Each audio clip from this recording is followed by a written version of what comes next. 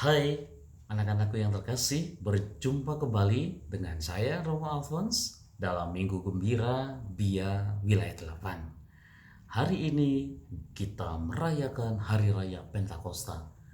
Hari Raya Pentakosta ialah hari raya turunnya Roh Kudus atas para rasul.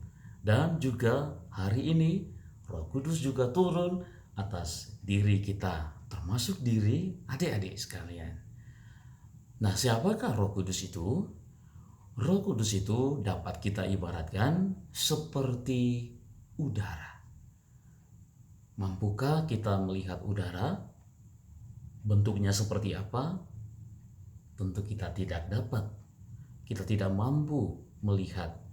Udara itu tidak memiliki wujud yang tampak jelas seperti misalnya adik-adik melihat saya atau melihat meja atau benda lainnya.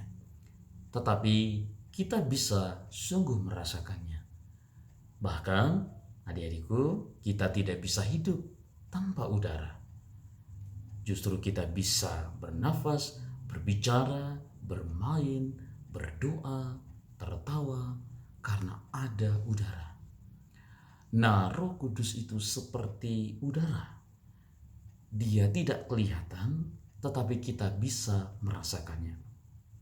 Roh Kudus adalah pribadi yang ketiga dari Allah Tritunggal, Allah Bapa, Allah Putra, dan Allah Roh Kudus. Nah, semoga adik-adikku sekarang sudah mengenal sedikit siapakah Roh Kudus itu. Nah, lalu apakah tugas Roh Kudus? Dalam Injil yang tadi kita dengarkan, salah satu tugas penting Roh Kudus ialah untuk memimpin kita kepada seluruh kebenaran. Kalau di sekolah, tentu pemimpin adalah bapak atau ibu kepala sekolah kita. Kalau di rumah, tentu pemimpin kita adalah papa kita sendiri. Tetapi dalam hidup mengikuti Yesus Kristus, pemimpin kita adalah Roh Kudus. Roh Kuduslah yang akan membawa kita untuk mengenal siapakah Yesus, mengenal kebenaran bahwa Yesus Kristus adalah Tuhan kita. Yesus Kristus ialah Tuhan kita yang telah menebus kita melalui kematiannya di salib. Nah, sekarang adik-adikku yang terkasih, apa yang harus kita lakukan? Tentu pertama-tama dalam perayaan ini kita mohon supaya Roh Kudus dicurahkan atas diri kita masing-masing, supaya kita semakin kudus, semakin disucikan oleh Roh Tuhan sendiri. Yang kedua, kita juga meminta atau memohon supaya kita semakin taat kepada Roh Kudus.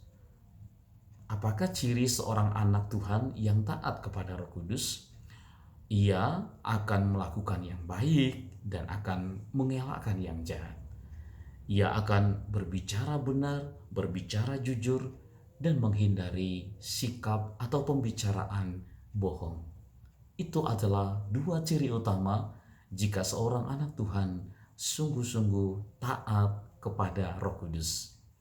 Jadi, anak-anakku sekalian, meskipun kita tidak melihat bentuk Roh Kudus, tetapi kita bisa merasakan Roh Kudus. Dan Roh Kudus itu sesuatu yang sangat kita perlukan. Dan pada saat ini kita mohonkan supaya ia turun atas diri kita masing-masing.